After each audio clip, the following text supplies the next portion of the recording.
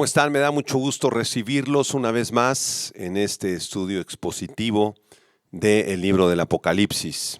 Y antes de iniciar el estudio vamos a cantar una alabanza.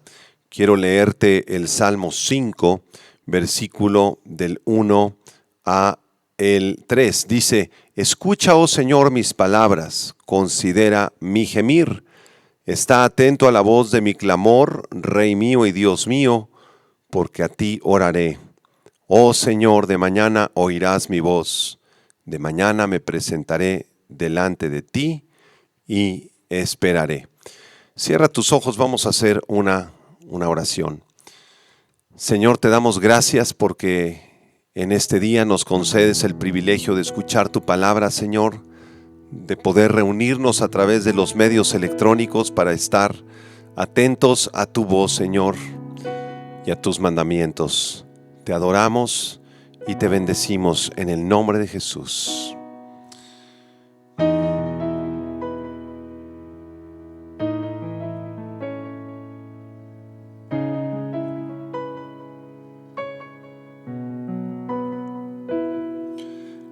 En la oscuridad y en la tempestad tú me cuidas.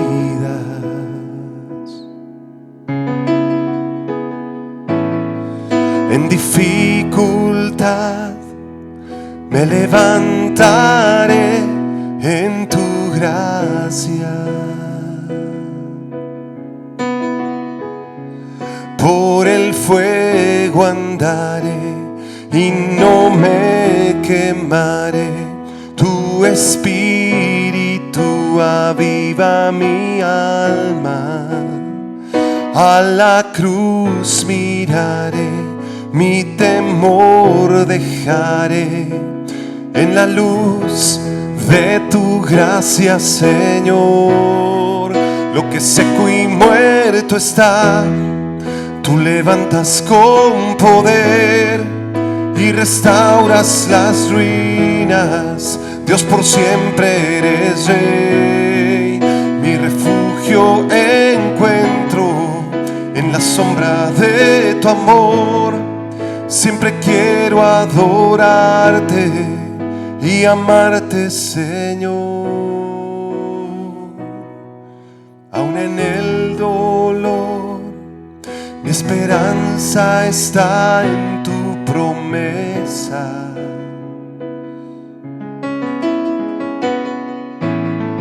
Cuando débil soy, tu poder me da nuevas fuerzas. Por el fuego andaré y no me quemaré. Tu espíritu aviva mi alma. A la cruz miraré, mi temor dejaré, en la luz de tu gracia, Señor.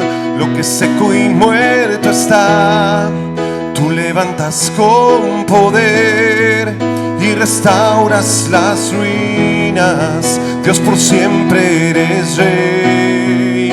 Mi refugio encuentro en la sombra de tu amor. Siempre quiero adorarte y amarte, Señor.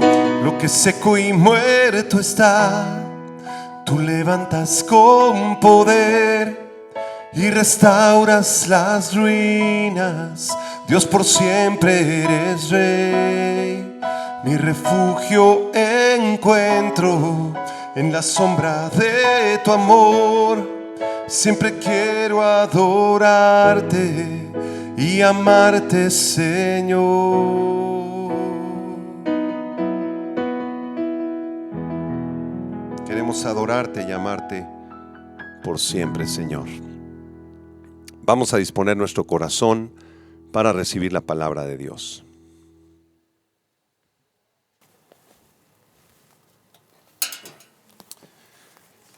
Muy bien, pues vamos a continuar con nuestro estudio expositivo del libro de Apocalipsis. Abran sus Biblias en Apocalipsis capítulo 14. El día de hoy vamos a ver un tema muy interesante que se titula Los tres ángeles mensajeros de Apocalipsis. Los tres ángeles mensajeros de Apocalipsis. Y vamos a Apocalipsis 14, versículo del 6 al 11, donde la palabra de Dios dice: Vi volar por en medio del cielo a otro ángel que tenía el evangelio eterno para predicarlo a los moradores de la tierra, a toda nación, tribu, lengua y pueblo, diciendo a gran voz: Temed a Dios y dadle gloria, porque la hora de su juicio ha llegado, y adorad a aquel que hizo el cielo y la tierra, el mar y las fuentes de las aguas. Otro ángel le siguió diciendo: Ha caído Babilonia, la gran ciudad, porque ha hecho beber a todas las naciones del vino del furor de su fornicación. Y el tercer ángel lo siguió diciendo a gran voz: Si alguno adora a la bestia y a su imagen, y recibe la marca en su frente o en su mano, él también beberá del vino de la ira de Dios, que ha sido vaciado puro en el cáliz de su ira, y será atormentado con fuego y azufre delante de los santos ángeles y del Cordero. Y el humo de su tormento sube por los siglos de los siglos, y no tienen reposo de día ni de noche los que adoran a la bestia y a su imagen, ni nadie que reciba la marca de su nombre. El mundo está viviendo bajo una expectativa de que las cosas van a mejorar, que habrá un progreso significativo en la humanidad, que todas las cosas van a ir mejorando poco a poco, socialmente, educativamente, culturalmente, y que al final de los tiempos llegaremos a un tiempo de gran prosperidad. Incluso dentro del estudio de la profecía bíblica, hay quienes piensan que ya estamos en el reino milenial del Señor Jesucristo. Esta postura, llamada postmileniarista, está esperando el regreso del Señor Jesucristo justamente al final de esto que se llama milenio. Para los postmileniaristas, el milenio podría ser un tiempo de 1000 años literal, o podría ser un tiempo mucho más largo, tal vez de miles de años. Y ellos opinan y piensan que el evangelio va a penetrar, va a comenzar a crecer tanto que al final de la historia todas las naciones de la tierra van a conocer a Cristo, todas las naciones se van a convertir y será un tiempo de gran prosperidad, gozo y salvación para todo el mundo.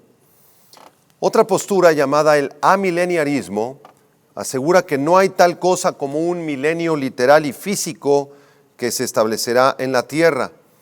Los defensores de esta postura enseñan que el reino de Jesucristo está establecido aquí en la tierra a través de la iglesia. Entonces, cuando Cristo habló de un reino físico, cuando Apocalipsis nos describe en el capítulo 20 que habrá un milenio literal de 1000 años, un tiempo de 1000 años, ellos niegan esta postura. Dicen que eso no es correcto, que no es verdad, y que en realidad el reino de Cristo es un reino espiritual, establecido en los corazones de los creyentes. Esta es la postura de la Iglesia Católica Romana y de algunos hermanos del movimiento de la Reforma que adoptaron esta postura amileniarista de Agustín de Hipona. Agustín de Hipona escribió un libro llamado La Ciudad de Dios, en donde él habla de este amileniarismo, que todas las profecías bíblicas hay que espiritualizarlas, no hay que entenderlas de manera literal, física, ¿verdad?, como se supone que deberían ser entendidas, sino que realmente todo es una alegoría, que Jesucristo no va a regresar, que no hay arrebatamiento de la iglesia, que no se va a establecer un reino. Todo esto lo enseñaba Agustín de Hipona en su libro La Ciudad de Dios. Pero contrario a estas posturas del postmileniarismo y del amileniarismo, la profecía bíblica enseña claramente que vendrá un tiempo en el cual el Señor Jesucristo volverá a esta tierra a establecer un reino físico, literal, de 1000 años, donde Él gobernará desde la ciudad de Jerusalén a todas las naciones de la tierra y donde Él traerá un reino de justicia y de paz a todo el mundo. La venida del Señor Jesucristo ocurrirá justo antes del establecimiento de este reino glorioso de 1000 años. Según lo vemos en la profecía bíblica, Jesucristo regresa en su segunda venida justo antes de establecer el reino de los 1000 años. Por eso esta postura teológica se llama el premileniarismo y nosotros consideramos que es la postura correcta sin lugar a dudas, porque la Biblia debe ser interpretada de forma literal, histórica y gramática. Entonces, si Dios le prometió un reino a Israel, si Dios le prometió un rey a Israel que gobernaría desde la ciudad de Jerusalén, no podemos espiritualizar estas cosas. Dios va a cumplir el pacto abrámico, el pacto palestino y el nuevo pacto de Jeremías capítulo 31 de forma literal, de forma real. Y para que eso ocurra es necesario que Jesucristo regrese a este planeta de forma física. Ahora bien, el establecimiento de este reino milenario será precedido por el tiempo conocido en la Biblia como la tribulación. Será un tiempo de guerras, de pestes, de hambres, de pandemias, de virus, de terremotos terribles y de los juicios de Dios derramados sobre la humanidad pecadora. Así que la situación del mundo no va a mejorar. De acuerdo a la Biblia, la situación del mundo va a empeorar y de una manera terrible, terrible. Ya hemos estudiado en el libro del Apocalipsis los juicios de los 7 sellos y de las 7 trompetas en los capítulos 6 al 11. Hemos considerado un interludio, un paréntesis que se abre en el capítulo 12 y 13 como un recuento de los acontecimientos de la tribulación desde la perspectiva de Satanás. Pero ahora el capítulo 14 nos sitúa una vez más en la perspectiva de Dios. Y este capítulo 14 del Apocalipsis contiene 3 visiones que recibe el apóstol Juan. La primera visión la encontramos del versículo 1 al 5, ya lo explicamos la clase pasada, fue la visión de los 144,000 evangelistas judíos, 12,000 de cada una de las tribus, que aparecen con el Señor Jesucristo en el monte de Sión en su segunda venida. Así que en estos versículos, Apocalipsis 14, del 1 al 5, ocurre esta primera visión. Juan ve estos 144,000 muchachos reinando prácticamente, ya gobernando con Jesucristo en el monte de Sión. La segunda visión, que es la que vamos a estudiar a continuación, ocurre del versículo 6 al versículo 11.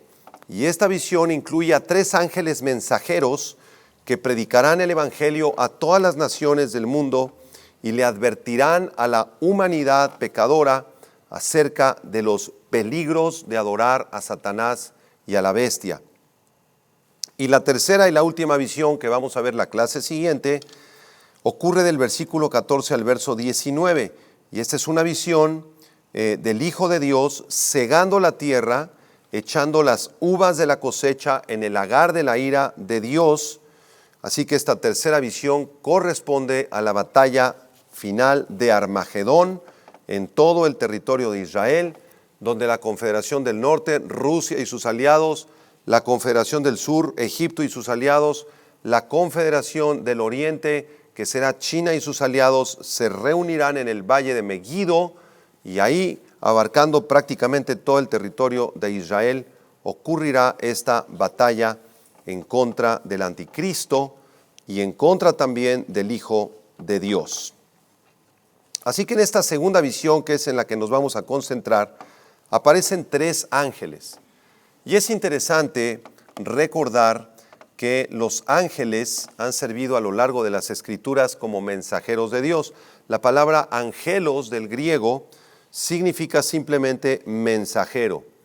Los ángeles fueron los instrumentos para la entrega de la ley mosaica. Cuando Moisés recibió las tablas de la ley, ángeles estuvieron involucrados en la entrega de estas tablas, de acuerdo a Gálatas 3:19, Hebreos 2:2. Los ángeles también trajeron mensajes a personas, como el profeta Daniel, el profeta Zacarías el papá de Juan el Bautista, María, la Virgen, en Lucas capítulo 1, un ángel se le aparece y le informa que está embarazada del Espíritu Santo. A José también, el padre adoptivo de Jesús, se le aparecen ángeles mensajeros que le informan que vaya a Egipto. A los pastores en el momento del nacimiento de Jesús se les aparecen ángeles que les indican dónde se encuentra el niño.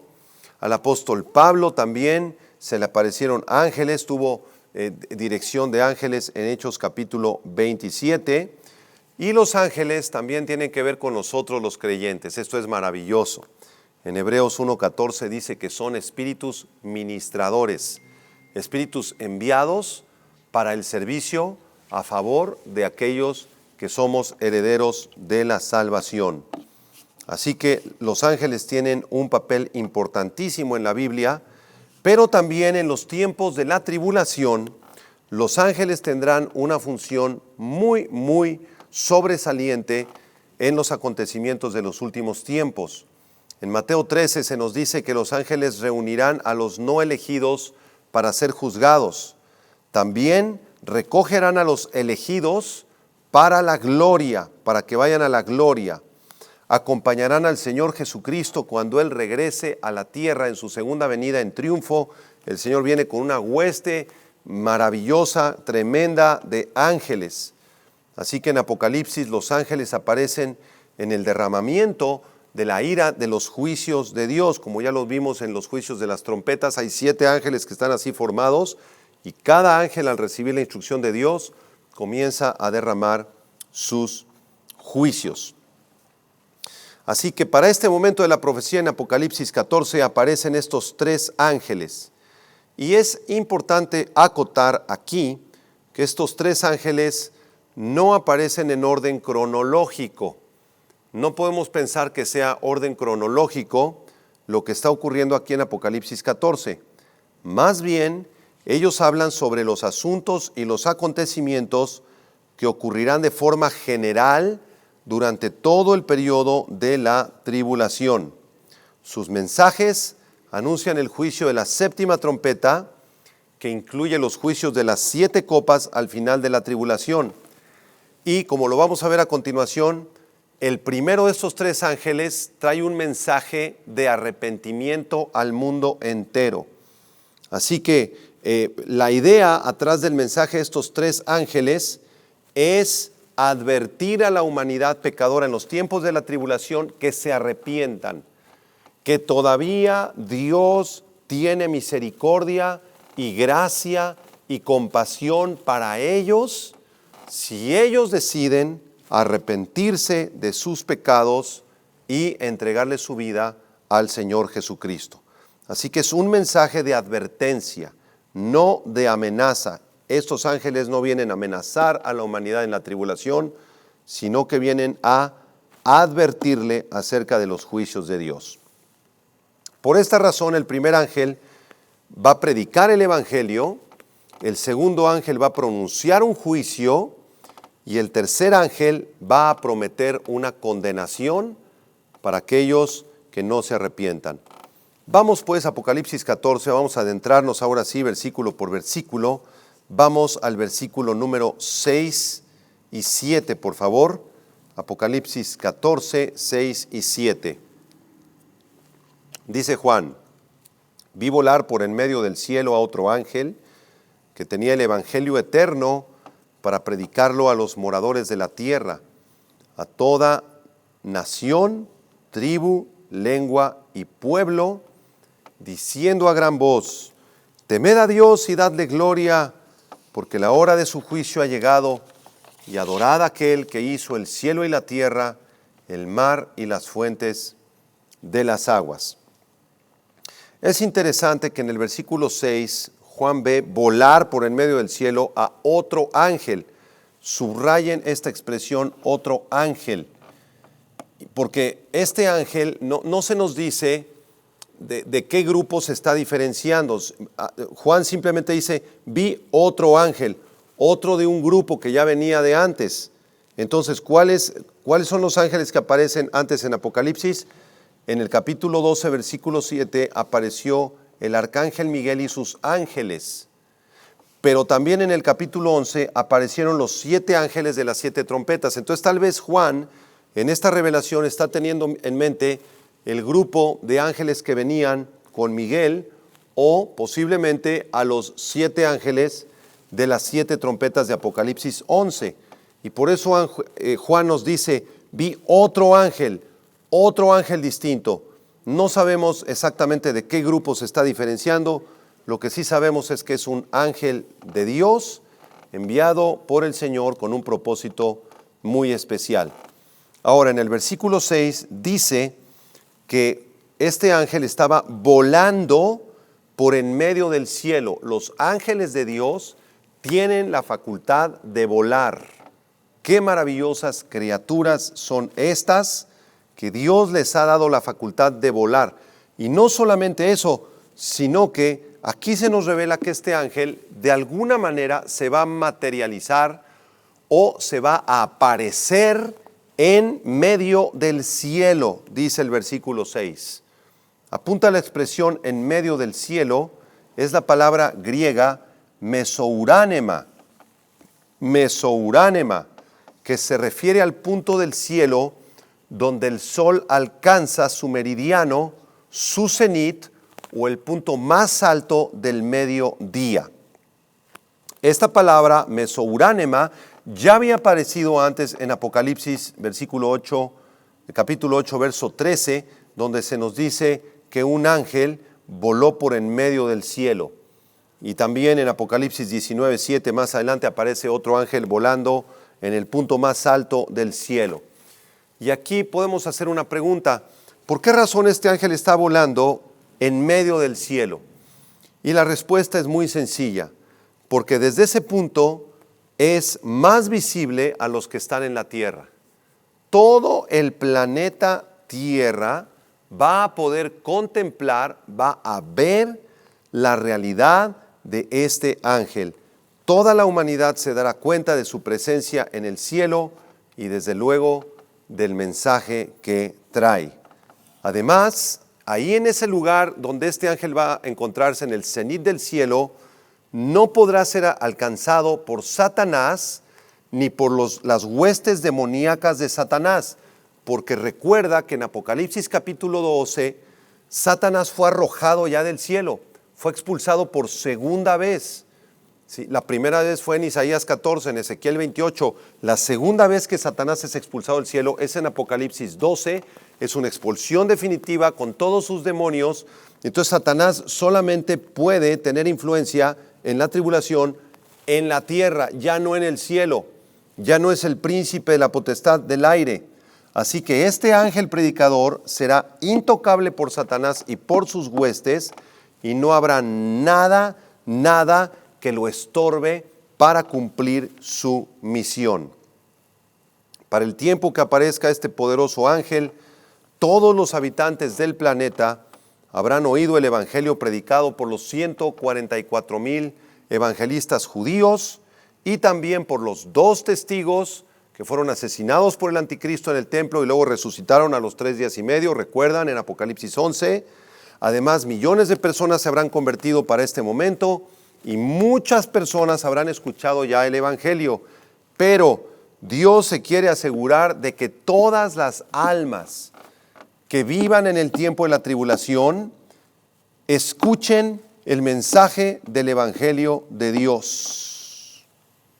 Desgraciadamente, la mayoría de los pobladores del mundo en el tiempo de la tribulación, escucha esto, van a rechazar el mensaje del evangelio. Igual que lo que vemos actualmente, el evangelio es predicado, hay ya muchas iglesias de sana doctrina, se predica a través de las redes sociales, del internet, de YouTube, de Facebook, en la televisión, en los satélites, pero la gran mayoría de los seres humanos han tomado la decisión deliberada de no seguir el evangelio y de seguir en su soberbia. Así nos lo confirma Apocalipsis capítulo 9, versículo 20 y 21. Vamos a Apocalipsis 9 por un momento, por favor. Versículo 20 y 21. Cuando se toca la sexta trompeta y se derraman los juicios de la sexta trompeta, en el versículo 20 dice: y los otros hombres que no fueron muertos con estas plagas, ni aun así se arrepintieron de las obras de sus manos, ni dejaron de adorar a los demonios y a las imágenes de oro, de plata, de bronce, de piedra y de madera, las cuales no pueden ver, ni oír, ni andar. Y no se arrepintieron de sus homicidios, ni de sus hechicerías, ni de su fornicación, ni de sus hurtos. Así que a pesar de la predicación de los 144,000 testigos, evangelistas judíos, de los 2 testigos y de miles de evangelistas que se van a levantar del mundo gentil, y a pesar de la predicación de este ángel maravilloso de Apocalipsis 14, la mayoría de la humanidad no se arrepentirá. Regresamos a Apocalipsis 14 para ver la misión de este ángel. Apocalipsis 14:6 dice: vi volar por en medio del cielo, ahí en el cenit, a otro ángel que tenía el evangelio eterno para predicarlo a los moradores de la tierra. ¿Qué tenía este precioso ángel de Dios? Traía consigo un mensaje, el mensaje del evangelio eterno. Es de suma importancia que tú sepas que esta palabra evangelio, del griego evangelión, es la única vez que aparece esta palabra en Apocalipsis y en los escritos de Juan. Qué interesante. Juan, aunque desde luego era el apóstol amado de Cristo, solamente utiliza una sola vez esta palabra en todos sus escritos, y es justamente aquí en Apocalipsis 14, versículo 6. Así que este ángel tiene la joya más preciosa que pueda ser predicada y anunciada en el mundo, el evangelio eterno. Se le llama evangelio eterno porque este mensaje, estas buenas noticias de Dios, son para toda la eternidad, para todos aquellos que crean en el Señor Jesucristo. Quiero enseñarte a continuación que la Biblia describe el evangelio en varios términos, como si fueran fotografías desde varios puntos de vista. Al evangelio se le llama de varias formas. De hecho, se le nombra o se le conoce de 9 formas en las Sagradas Escrituras. Las voy a mencionar brevemente. Número 1, el evangelio del reino. El evangelio del reino, Mateo 4:23.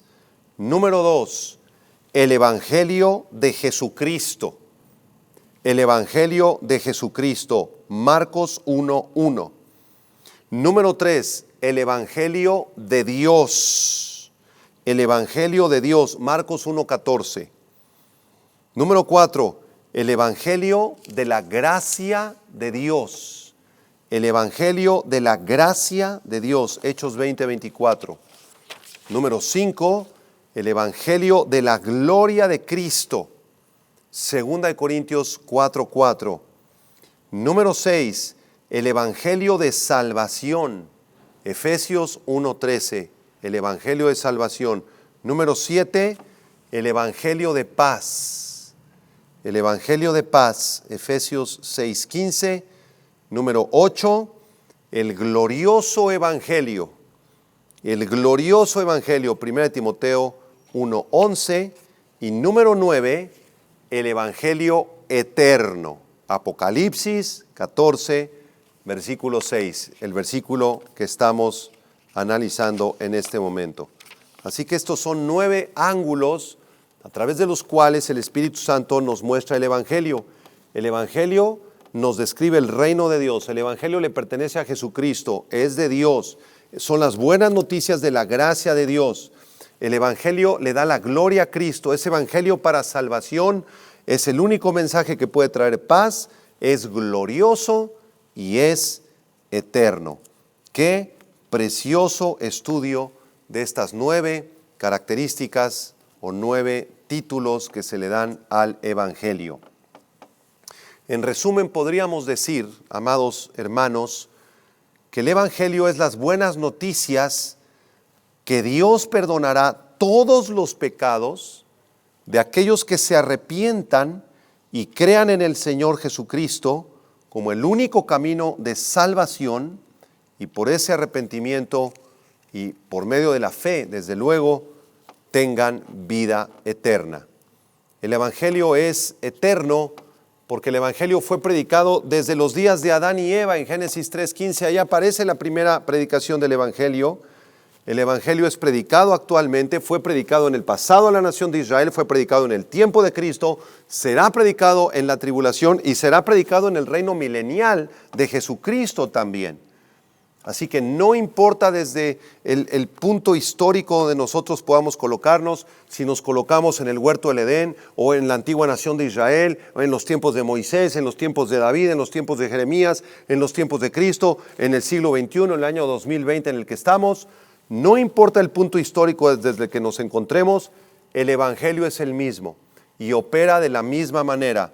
Por gracia, por medio de la fe, la persona que crea en Jesucristo es perdonada de sus pecados y recibe el don de la vida eterna. Así que, ¿cómo eran salvas las personas en el Antiguo Testamento? Por creer en el Evangelio. Aunque Jesús todavía no había muerto por ellos, no había resucitado, ellos creyeron en el Evangelio. ¿Cómo fueron salvos los apóstoles del Señor Jesucristo? Porque creyeron en el Evangelio, en la muerte y resurrección de Cristo, la cual ellos vieron con sus propios ojos. ¿Cómo somos salvos nosotros en el siglo XXI? Por medio de la fe en el Evangelio. Aunque Cristo murió ya hace 2000 años y no lo vimos nosotros, lo amamos sin haberlo visto, dice 1 Pedro capítulo 1, pero somos salvos de la misma manera, por medio de la fe en el Evangelio. Quiero llevarlos a Jeremías capítulo 31 brevemente, Jeremías 31, verso 31 al 34, en donde la Biblia nos describe el nuevo pacto que hará Dios con la nación de Israel en los días del milenio.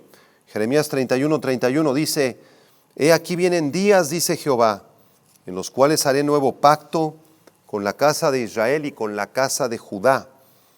No como el pacto que hice con sus padres el día que tomé su mano para sacarlos de la tierra de Egipto, porque ellos invalidaron mi pacto, aunque fui yo un marido para ellos, dice Jehová. La nación de Israel invalidó el pacto mosaico. Versículo 33, pero este es el pacto que haré con la casa de Israel después de aquellos días, dice Jehová. Daré mi ley en su mente y la escribiré en su corazón, y yo seré a ellos por Dios, y ellos me serán por pueblo. Y no enseñará más ninguno a su prójimo, ni ninguno a su hermano, diciendo: conoce a Jehová, porque todos me conocerán, desde el más pequeño de ellos hasta el más grande, dice Jehová, porque perdonaré la maldad de ellos, y no me acordaré más de su pecado. Así que este mensaje del Evangelio, de las buenas noticias del perdón y de la gracia de Dios para salvación a quien crea, será el Evangelio que predique el ángel de Apocalipsis capítulo 14. Y justamente en la predicación de este ángel en Apocalipsis 14, 6, se cumplirá la profecía del Señor Jesucristo en Mateo 24, 14. ¿Se acuerdan lo que dijo Jesús en Mateo 24, 14? Será predicado este evangelio en el reino en todo el mundo para testimonio a todas las naciones, y entonces vendrá el fin. Esta profecía no es para el tiempo de la iglesia. Esta profecía de Mateo 24, 14 es para el tiempo de la tribulación, para la nación de Israel, y se sellará con la aparición de este ángel que recorrerá todo el planeta Tierra para proclamar, tal vez por última vez, última oportunidad para el arrepentimiento. Muy bien, regresamos a Apocalipsis 14, verso 6. Dice que este ángel tenía el evangelio eterno para predicarlo a los moradores de la tierra. Subraya esa expresión, moradores de la tierra. Esta frase se aplica siempre en Apocalipsis a los incrédulos, nunca a los creyentes. En Apocalipsis 3:10, Apocalipsis 6:10, Apocalipsis 8:13 y otros varios pasajes más, esta expresión moradores de la tierra se refiere a los incrédulos, nunca a los creyentes. Así que el ángel viene a predicarle a los incrédulos, dice después el verso 6, a toda nación, tribu, lengua y pueblo. Así que para el ángel no habrán barreras de lenguaje. Este es un gran milagro, porque Dios permitirá que este ángel de alguna manera se comunique en arameo, en inglés, en chino mandarín, en japonés, en español, en francés, en alemán y en todos los miles y miles de lenguajes y dialectos del planeta, para que no haya excusa. Todas las personas del planeta, sin importar su nacionalidad ni su lenguaje, habrán escuchado claramente el mensaje del Evangelio de Jesucristo. ¿Y qué es lo que este ángel predica? Versículo 7, Apocalipsis 16, 7. Dice el verso 7, diciendo a gran voz, temed a Dios y dadle gloria, porque la hora de su juicio ha llegado, y adorad a aquel que hizo el cielo y la tierra, el mar y las fuentes de las aguas. Así que este ángel les anuncia que solamente hay salvación a través del sacrificio de Cristo, de su muerte y resurrección, y por lo tanto les da estas tres instrucciones. Número 1, teman a Dios, teman a Dios. El temor de Dios es vivir en la realidad de que Dios es santo. Temer a Dios es vivir en la realidad de su santidad, de su soberanía y de su juicio sobre el pecado. Temer a Dios es valorarlo como el tesoro más grande que tenemos en nuestras vidas, respetarlo, reverenciarlo, creer en Él con todo el corazón y servirlo. Y esto solo se puede lograr mediante el amor a el Señor Jesucristo. La Biblia nos exhorta en muchos pasajes a todos los creyentes que temamos al Señor. Salmo 111, versículo 10, Salmo 111, 10. El principio de la sabiduría es el temor de Jehová. Buen entendimiento tienen todos los que practican sus mandamientos. Su loor o su alabanza permanece para siempre. Proverbios 1:7. El principio de la sabiduría es el temor de Jehová. Los insensatos desprecian la sabiduría y la enseñanza. Proverbios 9:10. El temor de Jehová es el principio de la sabiduría, y el conocimiento del Santísimo es la inteligencia. ¿Qué es la sabiduría? Temer a Dios. ¿Qué es la inteligencia? Conocer a Dios. Proverbios 24:21.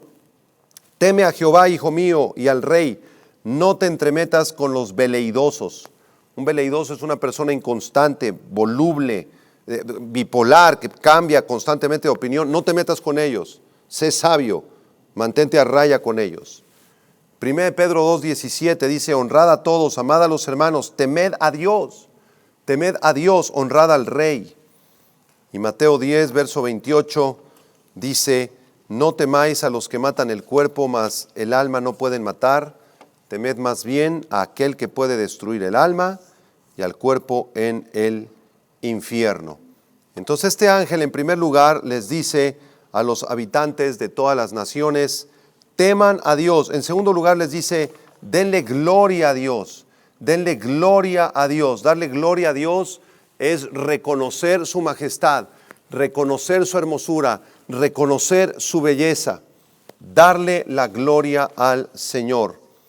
Y en tercer lugar, este ángel les dice que adoren a aquel que hizo el cielo y la tierra, el mar y las fuentes de las aguas. Así que esta triple instrucción del ángel tiene que ver con darle gloria a Dios, adorar a Dios, temer a Dios. Debido a que el Señor se ha revelado por medio de su creación, los seres humanos no tendrán excusa entonces para no reconocerlo. Este ángel va a rodear el planeta, imagínenlo así, va a hablarles en su idioma y dialecto a cada uno, les va a compartir claramente en su corazón, audiblemente en su espíritu a cada ser humano, y los va a invitar a que teman a Dios, que le den gloria a Dios, que adoren a Dios. Entonces ya nadie tendrá excusa, nadie podrá decir, es que a mí nadie me dijo, nadie me predicó el evangelio. todos los seres humanos habrán escuchado el Evangelio de la gracia de Dios. Y la advertencia que les da este ángel en el versículo 7 es muy clara. El ángel dice: temed a Dios y dadle gloria. ¿Por qué? Porque la hora de su juicio ha llegado. Porque la hora de su juicio ha llegado. Así que Dios en su gracia le ofrecerá a las personas de la tribulación una última oportunidad del arrepentimiento. Dios arrebatará del fuego del juicio del infierno a los que presten atención a la predicación del ángel y los transferirá del reino de Satanás al reino de su amado Hijo Jesucristo. Este es el mensaje del primer ángel. Vamos ahora a estudiar el mensaje del segundo ángel. Vean el versículo 8, por favor. Apocalipsis 14, 8. Otro ángel le siguió, dice Juan, diciendo: ha caído Babilonia, la gran ciudad, porque ha hecho beber a todas las naciones del vino del furor de su fornicación. Juan ve a otro ángel que sigue al primero, y a diferencia del primer ángel, el segundo ángel no está predicando las buenas noticias del Evangelio. Más bien está anunciando las malas noticias del juicio. Y esto implica, desafortunadamente, que casi nadie le hizo caso al primer ángel. El primer ángel prácticamente fue rechazado por todas las tribus del mundo.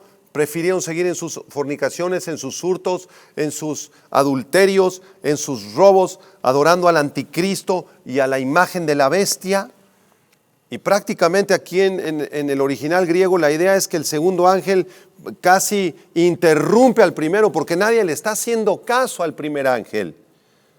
Y el mensaje del segundo ángel es breve, es conciso y se acabó la gracia de Dios, se acabó la misericordia. Y este segundo ángel dice: ha caído Babilonia, la gran ciudad. Este ángel lo está viendo como si ya hubiera caído Babilonia. Ahorita vamos a explicar qué es Babilonia, aunque todavía faltan algunos meses para que caiga Babilonia en la tribulación. Es tan real la caída de Babilonia, tan cierta, que este ángel lo está viendo como si ya hubiera ocurrido.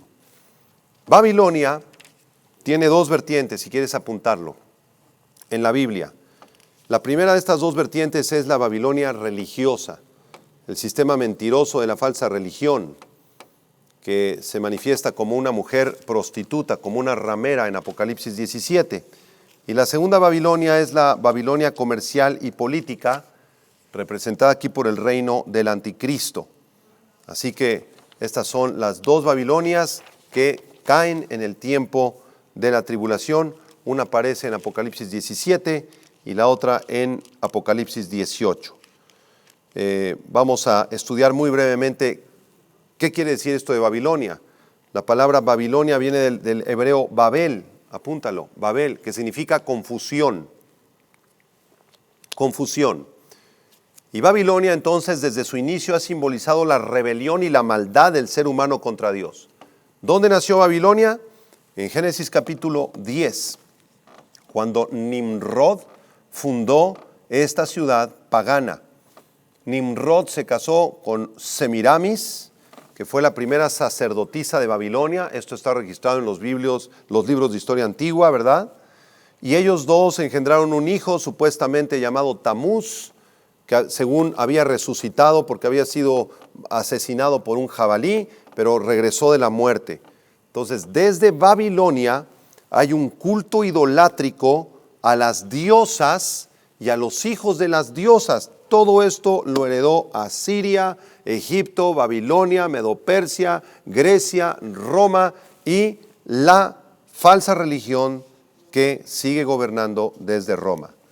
Así que Nimrod, su esposa Semiramis y su hijo Tamuz fueron los fundadores de la ciudad de Babilonia y de la torre famosa de Babel. La torre de Babel era la más grande expresión de esta falsa religión fundada en Génesis 10. Esta torre era un sigurat con Z, sigurat. ¿Qué es un sigurat? Es un edificio como cónico, con base redonda, que va creciendo así, ¿verdad? Se va haciendo menos ancho hasta arriba, y era un edificio destinado a facilitar la adoración idolátrica.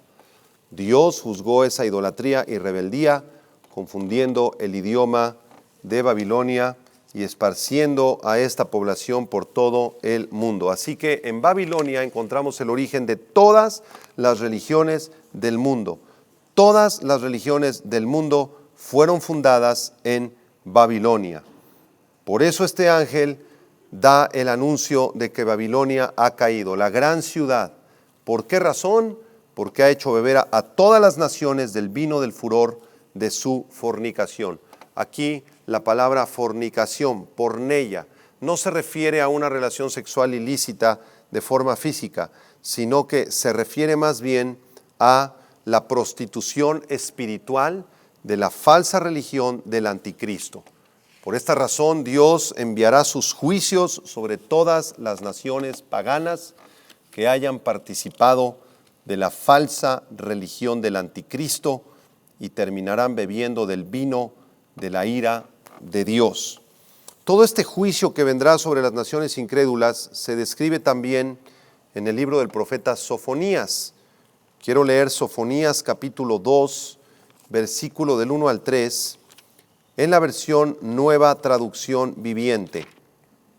Sofonías 2 del 1 al 3, Nueva Traducción Viviente, dice: reúnanse, sí, júntense, nación desvergonzada, reúnanse antes de que comience el juicio, antes de que su oportunidad de arrepentirse vuele como la paja. Actúen ahora antes de que caiga la intensa furia del Señor y comience el terrible día de la ira del Señor. Busquen al Señor los que son humildes y sigan sus mandamientos. Procuren hacer lo que es correcto y vivir con humildad. Quizá todavía el Señor los proteja y los libre de su ira en ese día de destrucción. Así que para este punto de Apocalipsis 14, todas las naciones de la tierra habrán escuchado el mensaje del Evangelio, la gran mayoría habrá rechazado el mensaje del Evangelio, y por eso el segundo ángel anuncia el derrocamiento, la caída de la Babilonia religiosa, la gran ramera, la falsa religión que gobernará sobre todo el mundo, uniendo a todas las religiones, como ya lo vimos en el mensaje del anticristo islámico, y también la Babilonia política y la Babilonia comercial será destruida. Todo el sistema comercial y político del anticristo será destruido por el Dios de Israel. Y esto nos lleva al mensaje del tercer ángel. Regresamos a Apocalipsis 14, versículo del 9 al 11,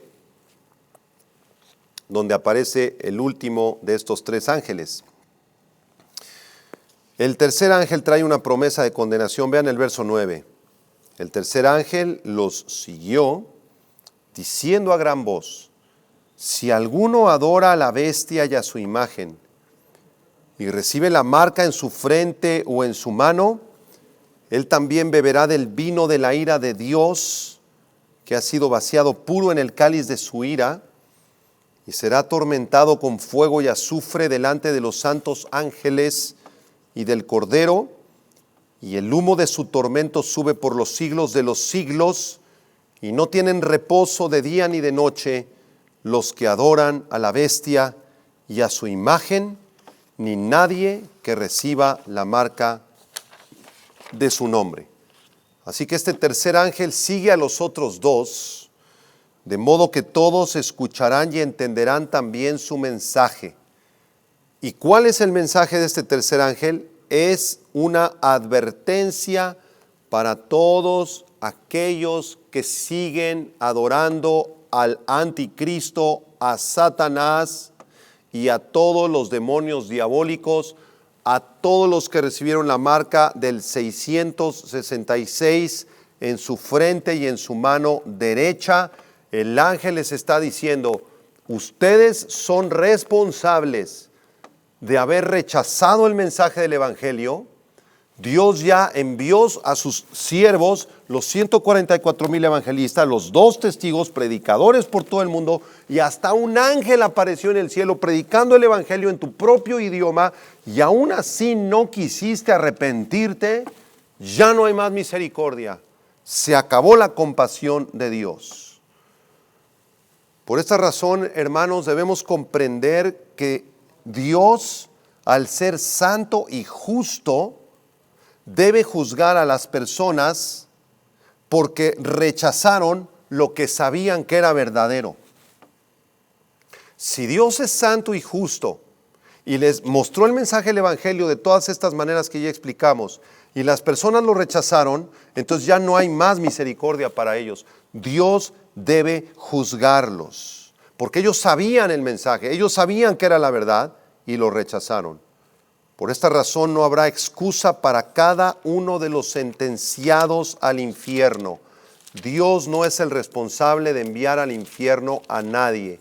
Ellos decidieron por cuenta propia el infierno. En Romanos capítulo 1, versículo 20 dice, porque las cosas invisibles de Dios, su eterno poder y deidad, se hacen claramente visibles desde la creación del mundo, siendo entendidas por medio de las cosas hechas, de modo que no tienen excusa, pues habiendo conocido a Dios, no le glorificaron como a Dios, ni le dieron gracias, sino que se envanecieron en sus razonamientos, y su necio corazón fue entenebrecido. Así que ya no habrá más misericordia ni gracia para aquellos que, habiendo escuchado el Evangelio de salvación, se nieguen a arrepentirse. Por esa razón, dice Apocalipsis 14:10, regresamos a nuestro pasaje, aquellos que reciban la marca en su frente o en su mano, beberán del vino de la ira de Dios, que ha sido vaciado puro en el cáliz de su ira. Esta expresión del vino de la ira de Dios se refiere simplemente al enojo de Dios, al castigo de Dios, ¿sí? Al juicio que vendrá por el pecado. Hay muchos pasajes en el Antiguo Testamento que hablan del cáliz de Dios o del vino de la ira de Dios, como por ejemplo el Salmo 75, versículo 8, donde dice, porque el cáliz está en la mano de Jehová y el vino está fermentado, lleno de mistura, y él derrama del mismo, hasta el fondo lo apurarán y lo beberán todos los impíos de la tierra. Así que toda la furia de la ira de Dios, que fue refrenada por siglos y siglos y siglos y siglos, porque grande es su misericordia, Dios es lento para la ira, es grande en misericordia, Él ha contenido su ira, Él ha contenido sus juicios, pero llegará un punto en que explote la ira de Dios, juzgando el mundo pecador. Y aquí hay que hacer una aclaración muy pertinente.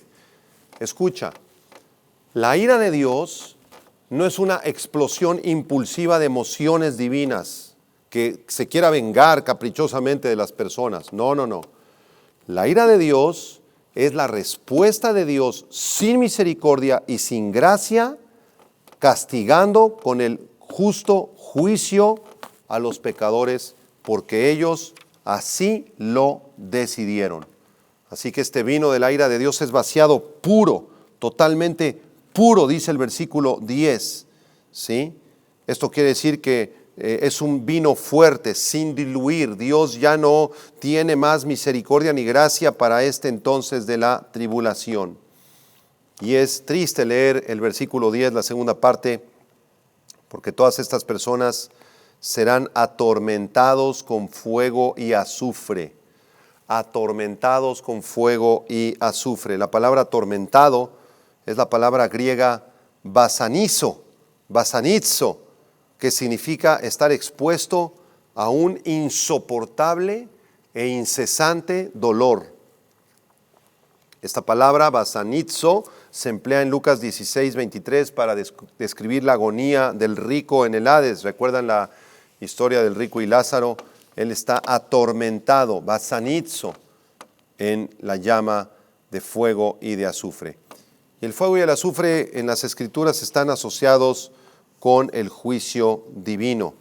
En el Salmo 11, versículos 5 al 7, dice la Biblia, Jehová prueba al justo, pero al malo y al que ama la violencia su alma los aborrece. Sobre los malos hará llover calamidades, fuego, azufre, viento abrasador será la porción del cáliz de ellos, porque Jehová es justo y ama la justicia, el hombre recto mirará su rostro. Es interesante también en el verso 10 que aquellos que sean atormentados con fuego y azufre lo serán delante de los santos ángeles y del Cordero.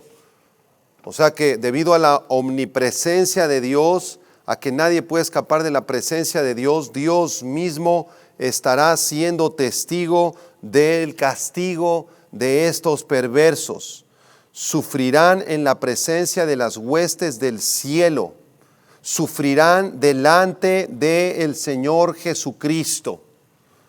Un comentarista dijo que los cristianos han soportado la vergüenza de la humillación y la oposición pública por muchos siglos, pero pronto los adversarios de los cristianos sufrirán ante una más angustiosa asamblea delante del Señor Jesucristo. Así que aquí se nos revela en el versículo 10 que estas personas sufrirán en el infierno. Versículo 11, el humo de su tormento sube por los siglos de los siglos, no tienen reposo de día ni de noche los que adoran a la bestia y a su imagen, ni nadie que reciba la marca de su nombre. Así que aquí se nos revela el hecho de que el infierno es eterno, de que el castigo es eterno. No hay tal cosa como la destrucción o la aniquilación de las almas. El castigo será para siempre de los hombres que amaron más las tinieblas que la luz, porque sus obras eran malas. Y quiero terminar haciéndote una pregunta.